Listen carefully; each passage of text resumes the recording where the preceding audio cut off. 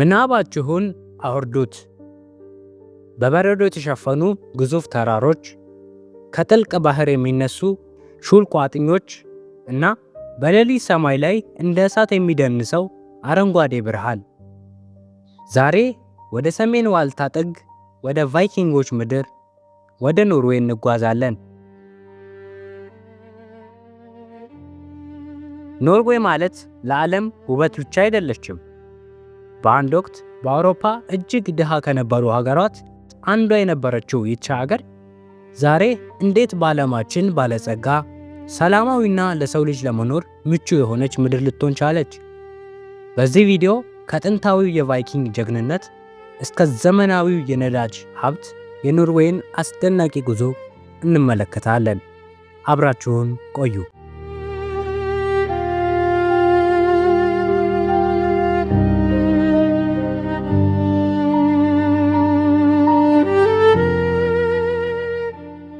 ኖርዌይን ለማወቅ መጀመሪያ ወደ ኋላ መመለስ አለብን።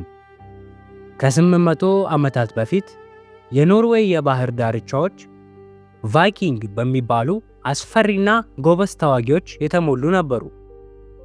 ቫይኪንጎች ለአውሮፓውያን ወራሪዎች ቢሆንም ለኖርዌይ ግን የታሪክ መሠረቶች ናቸው። የሚገርመው ነገር ኮሎምበስ አሜሪካን ከማግኘቱ 500 ዓመታት በፊት ቫይኪንጎች በጀልባዎቻቸው አትላንቲክን አቋርጠው ካናዳ ደርሰዋል። እነዚህ ሰዎች ያለምንም ኮምፓስ በከዋክብትና በወፎች አቅጣጫ ብቻ በመመራት ዓለምን የዞሩ ድንቅ መርከበኞች ነበሩ። ዛሬ በኖርዌይ ዋና ከተማ ኦስሎ የሚገኙት የቫይኪንግ መርከቦች ያንን ጥንታዊ ጥበባቸውን ዛሬም ድረስ በዝምታ ይመሰክራሉ።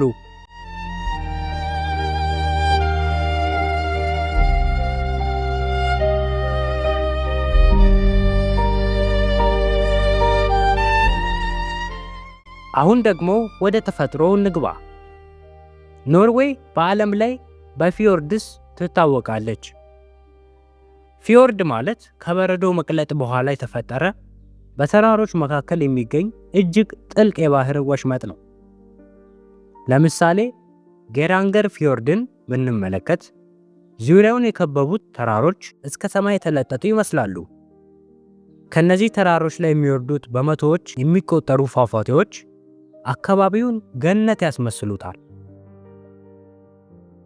ኖርዌጂያኖች ለተፈጥሮ ያላቸው ፍቅር ልዩ ነው።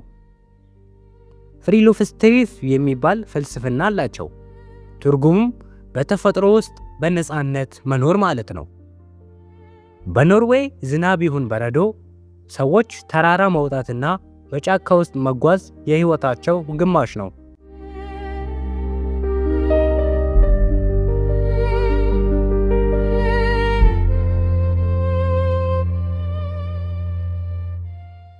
በኖርዌይ ሰሜናዊ ክፍል አንድ አስገራሚ ክስተት አለ። በክረምት ወቅት ፀሐይ ለወራት አትወጣም። ቀኑም ሌሊቱም ጨለማ ነው። ነገር ግን በዚህ ጨለማ ውስጥ ኦሮራ ቦሪያሊስ ወይም የሰሜኑ ብርሃን ሰማዩን በአረንጓዴ በሐምራዊና በቢጫ ቀለማት ያስውበዋል። ይህንን ብርሃን ለማየት በሺዎች የሚቆጠሩ ሰዎች ከዓለም ዙሪያ ይመጣሉ። በተቃራኒው ደግሞ በበጋ ወቅት በሰሜን ኖርዌይ ፀሐይ በፍጹም አትጠልቅም። ሌሊት 6 ሰዓት ላይ ፀሐይን ማየት ትችላላችሁ። ዘ ሚድል ናይት ሰን ይሉታል።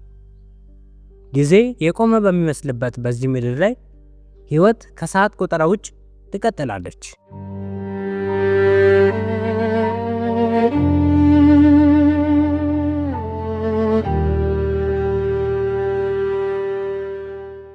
ብዙዎች የማያውቁት ግን ሊማሩበት የሚገባ ታሪክ እዚህ ጋር ነው። እስከ 1960ዎቹ ድረስ ኖርዌይ በአሳ ማጥመድ የምትተዳደር ድሃ ሀገር ነበረች። ነገር ግን በ1969 በባህሯ ውስጥ ከፍተኛ የነዳጅ ክምችት ተገኘ። ሌሎች ሀገራት ነዳጅ ሲያገኙ ለጦርነት ወይም ለጥቂት ሰዎች ሀብት ሲጠቀሙበት፣ ኖርዌይ ግን የነዳጅ ገንዘቡን ለወደፊት ትውልድ ሉዓላዊ ሀብት ፈንድ በሚባል መዝገብ ውስጥ አጠራቀመች።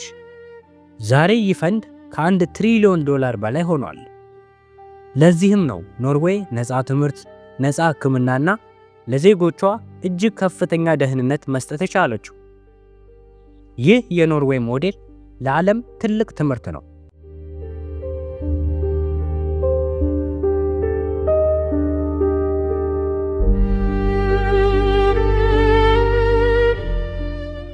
ኖርዌይን ስንጎበኝ የምናየው ተራራና በረዶ ብቻ አይደለም።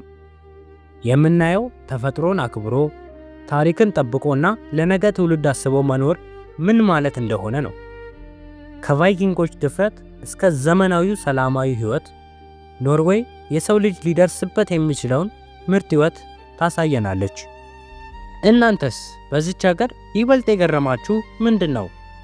የሰሜኑ ብርሃን ወይስ ነዳጁን ለትውልድ ያስቀመጡበት ብልሃት? ሐሳባችሁን በኮመንት አጋሩኝ። ስለተከታተላችሁኝ አመሰግናለሁ። ለበለጠ ድንቅ ጉዞዎች ሰብስክራይብ ማድረጋችሁን እንዳትረሱ። በቀጣይ በሌላ ሀገር እስከምንገናኝ ሰላም ቆዩ።